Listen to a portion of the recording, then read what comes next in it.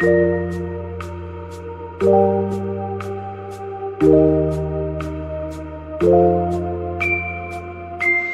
रातें खामोश होती हैं, कुछ रातें खतरे की चीख सुनाती हैं और कुछ रातें ऐसी होती हैं जब लगता है पूरा शहर अपनी सांसें रोककर खड़ा है।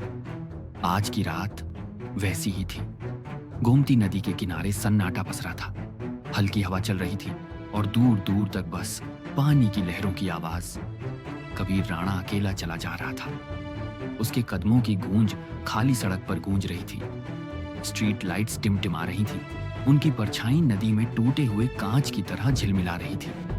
हर साया जैसे जिंदा लग रहा था। हर हवा का झोंका जैसे कोई चेतावनी दे रहा था। और फिर याद आई वो कॉल, अकेले आना वरना तुम्हारा दोस्त मारा जाएगा। अरुण कहीं उस अंधेरे में था, घायल, डरा हुआ और उम्मीद की आखिरी सांसें गिन रहा था। कबीर जानता था यह जाल है, पर दोस्ती का रिश्ता डर से बड़ा होता है। अचानक धुंध में कुछ परछाइयां हिलने लगी।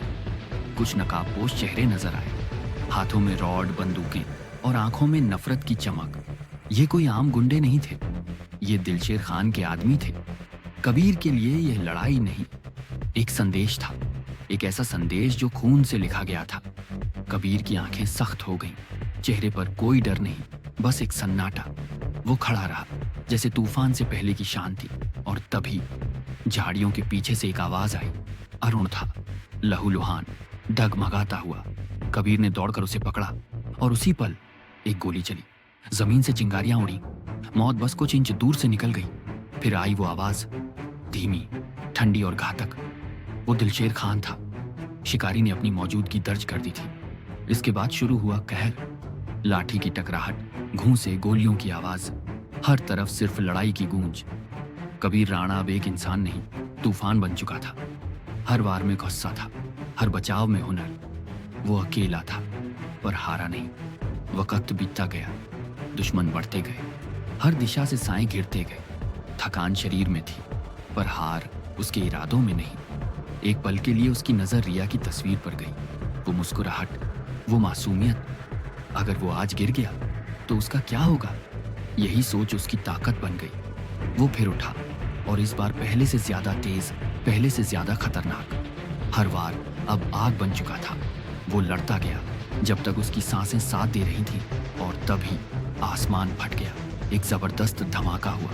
पूरा किनारा आग में जल उठा। लपटें आसमान छूने लगी। हर कोई भाग रहा था, चिल्ला रहा था। कबीर और अरुण जमीन पर गिर पड़े, जिंदा बचने की कोशिश में।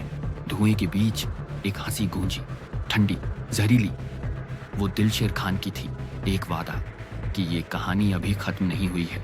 रात बीत चुकी थी, पर तूफान अब आने वाला नहीं था। वो तो आ चुका था।